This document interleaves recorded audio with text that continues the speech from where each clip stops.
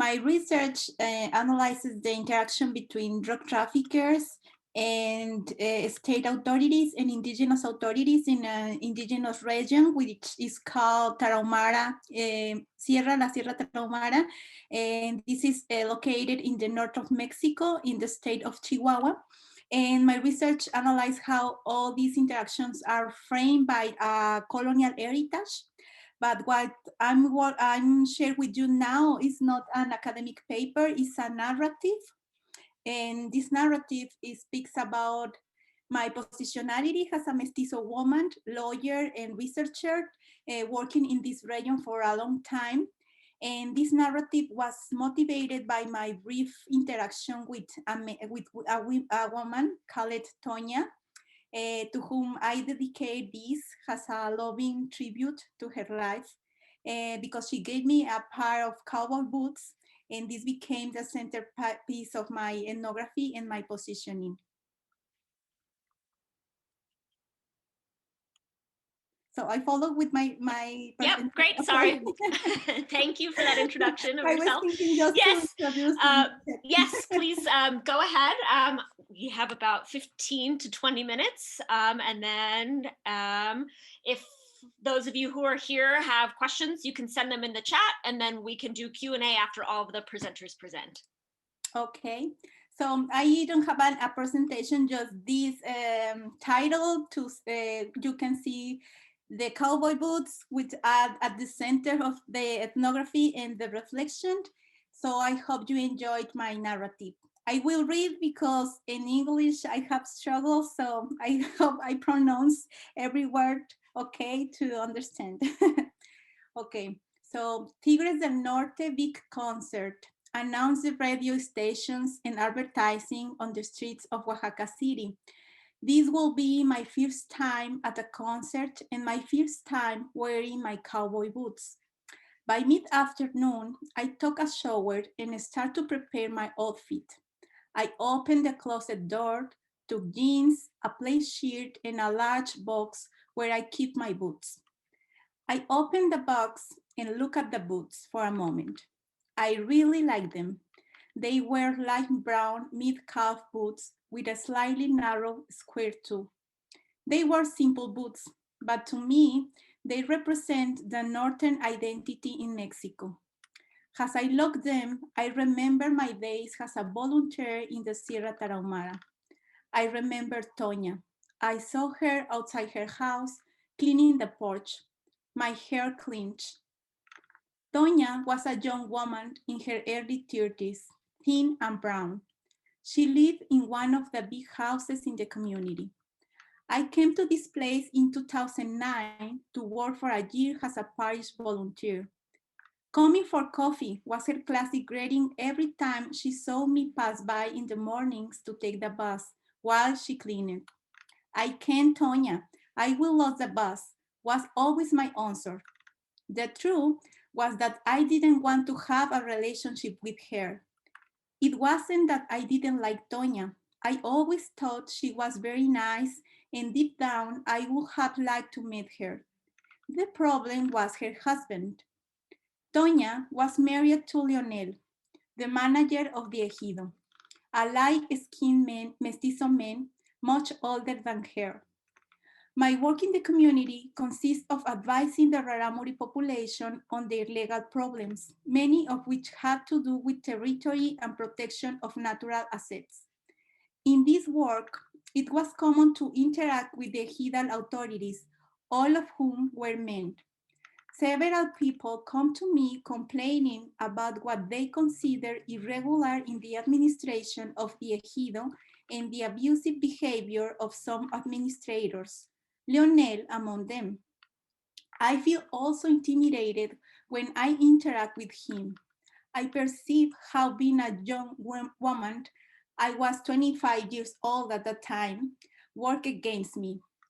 The few interactions we had were occasion for leering and racist comments from him against the Rarámuri population. Good thing you are coming to help the Tarahumaritos. They don't know anything. They are not like you. We are people of reason. They don't, was one of his classic comments. As much as possible, I prefer to avoid any kind of closeness with him. Being a young, single, foreign woman in this space is complex. I always had to be careful to my behavior and appearance. Anything could be interpreted as a provocation. I had to be careful how I dress, who I talk to, where, and for how long. I had to moderate my character. Try not to smile too much because this can confuse men, was one of the first recommendations to me. My work as a lawyer made many of these tasks complicated. Most of the local authorities are men, and interaction with them is unavoidable. To bridge this, another of the older volunteers used to say with me whenever I had to look for them in private, I can go with you so they don't see you alone, she would tell me. Still, for some of the married women, my presence represents a threat, and for some of the men, an opportunity, regardless of their age and marital status. Being the target of advances and harassment was commonplace. Little by little, I learned that in this context, marked by interracial relationships, male hierarchies, and drug trafficking, the respect a woman can have depends on whether or not she is under the tutelage of a man and the social power that man holds. It's not the same to be under the protection of a Raramuri man as is to be under the protection of a mestizo man. In my case, the only thing that gave me relative support was my association with the church. A few months after my arrival in the community, a wedding took place. The entire population was invited, including me. That was the first time I participated in this kind of event and the first time I socially interact with the men of the community. A party was the perfect moment where my vulnerabilities were most obvious. Difficult interaction could happen there, many of them motivated by high alcohol consumption. Harassment, awkward and violent approaches while dancing, leering, compliments, etc. I prefer to refuge myself among the circle of ladies. That was the space to have a little conversation with Toña beyond the morning greetings. What beautiful boots, I said as soon as I saw her as a conversation started. She quickly responded by trying to take them off. Try them on. What size do you wear? I'm sure they fit. Her response surprised me, and as best I could, I convinced her not to take them off. No, Toña, please don't take them off. You can see they are small. They won't fit at all. She smiled and a few minutes later got up to dance with Lionel. The party went till the morning. A week later, Toña knocked my door, which surprised me since she had never visited me before. I come to bring you this. She held out her arms, handing me a large square box. I told Lionel that you like my boots, and then he said, well, we must buy some for her because she's a good lawyer and she helps our people. I didn't know what to do. Why did Lionel want to give me the boots? He hardly knew me. Despite my insistence, this time I could not convince Toña not to give them to me or to charge me for them. I guiltily accept them. Perhaps this was Lionel's first step in trying to make me his ally. You've already been convinced with boots, the priest used to joke after I told him what happened. A little over a year after my arrival in the community, my volunteering ended and I had to move to another location to work. I never spoke with Toña again and never wore the boots. A few months later, Toña and Lionel were killed at the entrance of their home. Una cruz de madera de la más corriente sung the band while the crowd waved goodbye to them. I also went to say goodbye. I remained standing in the courtyard of the house, observing without asking what had happened. I thought of Toña in her last moments without being fully aware of our encounters. Tigres del Norte big concert. 2 years later, I decided to wear the boots for the first time. During all the time, they represent great contradictions in my life.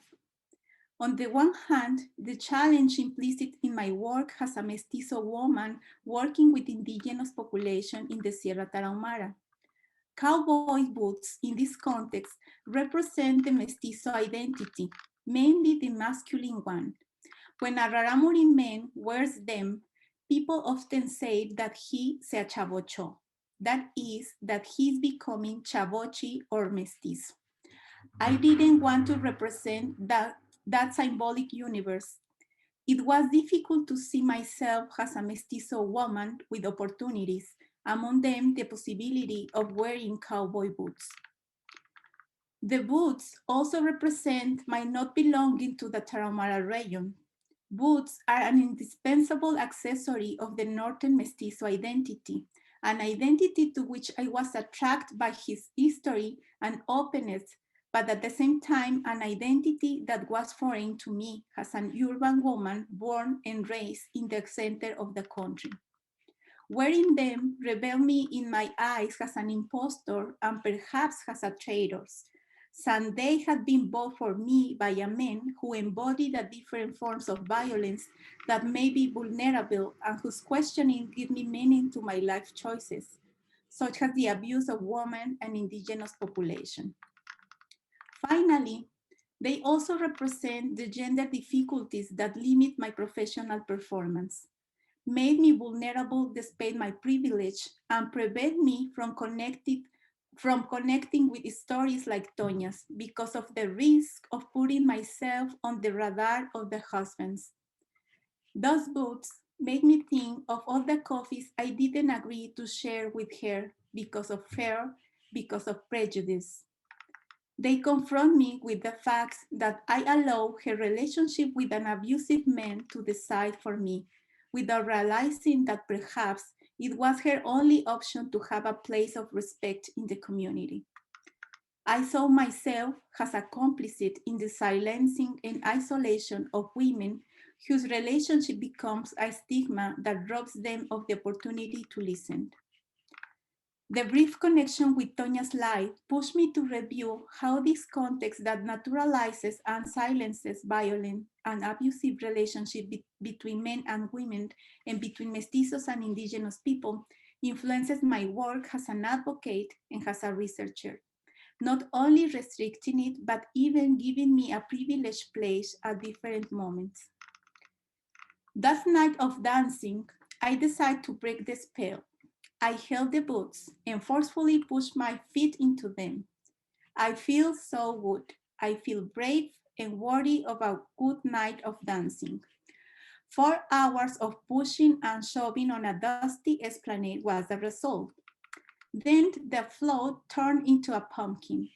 A few months later, I give my boots away to a northern sister, someone who at that time I thought deserved them more than I did. No, now I miss them. After 11 years of working in the Tarahumara region, I know that I'm also a woman of the North. I know this not only because Toña shared with me that identity through the boots, but also because in the Tarahumara, a large part of who I am today was forged. That's when I became a land defender. There, my identity was harshly questioned and transformed. Through hard work, celebration, and respect for what is different, I learned to love that land.